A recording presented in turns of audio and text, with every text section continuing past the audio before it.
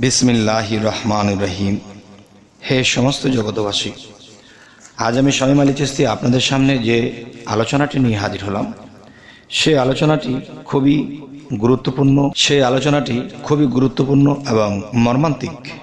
দেখুন, যে একজন মানুষ পৃথিবীতে আপনি, আমি বা আমাদের মধ্যে কেউ যদি দেখে 6 মাস আগে তার কবর হয়ে গেছে, কিন্তু কবরস্থান হয়ে গেছে তার, কিন্তু ওই মানুষটাকে যদি 6 মাস পরে আপনি কোথাও দেখতে পান, তাহলে আপনার অবস্থাটা কি হবে? চলুন আজকে এই বিষয়ে আলোচনা করব। দেখুন, একটি দেশে, একটি গ্রাম অঞ্চলে একজন ব্যক্তি তিনি মৃত্যুবরণ করেছে। মৃত্যুবরণ করার পরে কি হলো, সেই ব্যক্তিটাকে দাফন কাফন সেরে তাকে কবরে শুইয়ে দেওয়া হলো এবং তার কবরস্থান হয়ে গেল। বেশ ভালো। এরপরে ওই লোকটি কি ঘটনা ঘটল, যে প্রায় 5 থেকে 6 মাস পার হয়ে গেছে।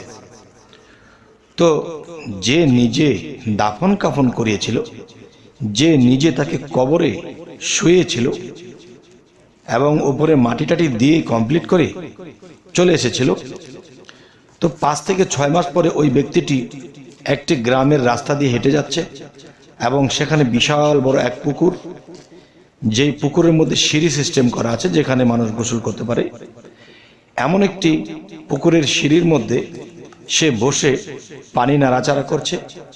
কে নাড়াচাড়া করছে?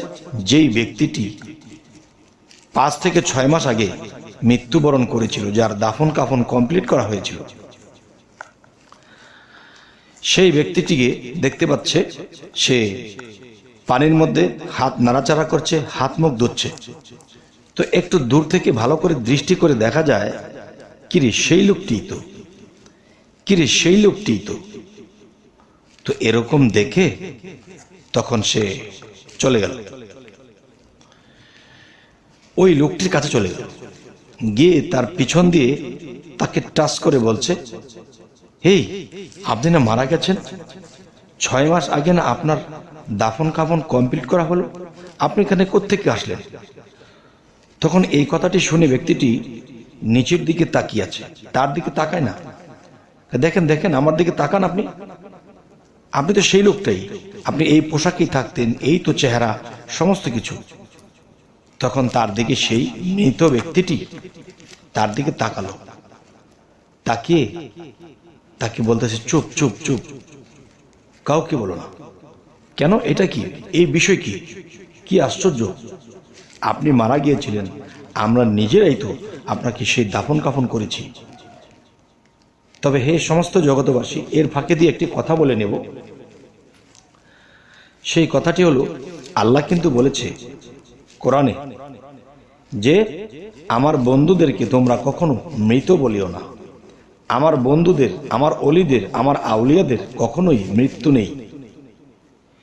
তাহলে এই যে কথাটি আল্লাহ কোরআনেও বলেছে, আবার দেখা যাইতেছে সেই মানুষটিকে সেই পুকুরের পাড়ে সিঁড়িতে বসে হাত মুখ ধুচ্ছে, তাকে টাচ করে তার দিকে তাকালো এবং সেই ব্যক্তিটি সে, এবং তাকে যখন জিজ্ঞাসা করলো, আপনাকে তো 6 মাস আগে আপনাকে দাফন করা হয়েছিল, কিন্তু আপনি এখানে কোত্থেকে এসলেন? তখন সে চুপ চুপ বলে তাকে বলতেছে, দেখো এই কথাটা তুমি কাউকে বলো না। কেন? এটা কি না বলার জিনিস? আমি তো বলবোই। শোনো, বলবে না। তুমি এক কাজ করো, তুমি এখন কি করে খাও, কি করে চলো? বলে, আমি যে কোনো কাজ করি। শোনো, তোমার আজকের পর থেকে আর কাজ করতে হবে না। তুমি কি করবে? তুমি যে ঘুমাবা রাত্রে, যেই বালিশের মধ্যে মাথা রেখে ঘুমাবে, প্রত্যেক দিন সকালে বালিশটা সরালেই সেই বালিশের নিচে 500 টাকা করে পাবে। দেখেন, আজকে বহু বছর আগের কথা, 500 টাকার কিন্তু অনেক দাম ছিল। তখন তাকে বলল যে তুমি প্রতিদিন 500 টাকা পাবে, খরচ করে চলবে, কিন্তু তুমি এই কথা কাউকে বলবে না। তবে মনে রেখো, কাউকে বলে দিলে কিন্তু আর এই টাকাটা থাকবে না। তখন সেই লোকটা বলতেছে যে দেখো ওইখানে কিছু লোক দাঁড়িয়ে আছে, দেখতে পাচ্ছ? তো ওইদিকে যখন তাকালো, তখন দেখি সেই মৃত ব্যক্তিটি তার কাছে আর নেই। হ্যাঁ হ্যাঁ, এদিকে খোঁজে ওদিকে খোঁজে, কোনো দিকে কিছু তাকে পাওয়া যাচ্ছে না। তাহলে এই কি আশ্চর্য, 6 মাস আগে যে মারা যায় তাকে আবার 6 মাস পরে জীবিত অবস্থায় কি করে পাওয়া যায়? তার মাথার মধ্যে এই জিনিস খেলতেছে, পাগল পাগল হাল হয়ে গেছে। এখন চিন্তা ভাবনা করতে করতে বাসায় গিয়ে সে ঘুমিয়ে পড়েছে। তো সন্ধ্যায় যে ঘুমিয়েছে, পরের দিন সকালে ঘুম থেকে জেগে তখন আবার সে একই চিন্তা করতেছে। তো চিন্তা ভাবনা করে করে করে করে তখন কি হলো, তার মনে পড়ে গেল, আরে বালিশের নিচে টাকা থাকবে, আমাকে বলেছিল। তখন সে বালিশটা উল্টিয়ে দেখতে পাচ্ছে যে ঠিকই 500 টাকা একটা নোট। তখন সেই 500 টাকার নোট, আশ্চর্য। এর পরের দিন তিনি আবার চিন্তায় মগ্ন হলেন, তিনি যা বলে গেল তাই তো হলো। এরকম করতে করতে পরের দিন যখন ঘুমিয়েছে, তো পরের দিন ঘুম থেকে ওঠার পরে দেখে সেই বালিশ উল্টিয়ে দেখে আবার সেই 500 টাকা নোট। সে প্রতিদিন 500 টাকা করে পাচ্ছে। এখন সে অন্য কোনো কাজ করে খায় না, সে এভাবে টাকা ওখান থেকে পায় আর সেইভাবেই চলছে। তখন মানুষের জিজ্ঞাসা করে তাকে, কিরে বাবা, তুমি তো আগে রেগুলার কাজ করতে, এখন কাজ করো না, ভালো চলো, ভালো খাও, ভালো খরচ করো, এই কি করে সম্ভব? আমরা তো ব্যবসা করি, তাও চলতে কষ্ট হয়, আমরা কাজ করে তারপরে কষ্ট হয়, তুমি কাজ করো না, ভালো চলো, এর কারণ কি বাবা? তো সেই ব্যক্তিটি বলতেছে, দেখো এটা বলা যাবে না, এটা নিয়ে আমাকে গ্যাথাগ্যাথি করো না, এটা বলা যাবে না, আমার মতো আমাকে থাকতে দাও। আচ্ছা, গেল কিছুদিন পরে আবার বলতেছে, বাবা বল না, তুই কাজ করিস না, চলিস ভালো, চলিস ভালো, খাস, তোর ঘরবাড়ি হয়ে গেছে, এত সুন্দর চেহারা হয়ে গেছে, কিরে বল না, কি করে খাস তুই, কি করে এত টাকা পাস? তো এরকম করতে করতে একদিন সেই ব্যক্তিটি কি ফুট করে বলল, এই আমি তোকে বলছি, তুই কিন্তু কাউকে বলবি না। তখন, হ্যাঁ বল বল, দেখ আমাদের এখানে একটা কবরস্থান আছে, হ্যাঁ ওখানে কিন্তু আমরা 6 মাস আগে যে লোকটাকে দাফন কাফন কমপ্লিট করেছিলাম, কিন্তু 6 মাস পরে আমি লোকটাকে দেখতে পাচ্ছি এক পুকুর পাড়ে সিঁড়িঘাটের মধ্যে বসে সে হাত মুখ ধুচ্ছে, পানি নাড়াচাড়া করছে। তখন আমি দেখলাম যে ঠিক ওই লোকটির মতো, পিছন দিয়ে গিয়ে যখন টাচ করলাম, সে আমার দিকে ফিরে তাকালো। যখন বললাম যে আপনি না মারা গেছেন, আপনি এখানে তাকিয়ে, তখন সে কি করলো, সে নিচের দিকে তাকিয়ে রইল। পরে আমাকে বলল, চুপ চুপ, কাউকে বলবি না।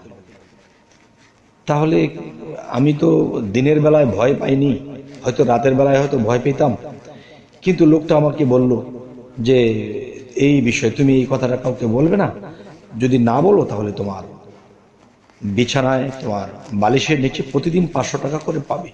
দেখো আমি সেই টাকাটাই দিয়ে চলি, প্রতিদিন পাই। আচ্ছা, তাহলে এই কথা বলার পরে সেই কবরস্থান ঘুরে দেখা হলো সেই ব্যক্তিটি সেখানের অবস্থায় ওরকমই আছে, কিন্তু তার লাশটা এখান থেকে সরেনি বা এখান থেকে সরে যায়নি, আর তার লাশটাই সেখানে। তাহলে ওখানে কি? তাহলে দেখেন, আল্লাহ যে বলেছে আমার ওলিদের মৃত্যু নেই, আমার ওলিদেরকে কেউ মৃত বলিও না। দেখেন আল্লাহ কিন্তু কোরআনে এই কথাটি বলেছে। আচ্ছা, তাহলে এই কথাটি তিনি বলে দিয়েছে, এখন গ্রামে শোর মানে লোকের একটা সমাগম হয়ে গেছে, কি বলে কি বলে।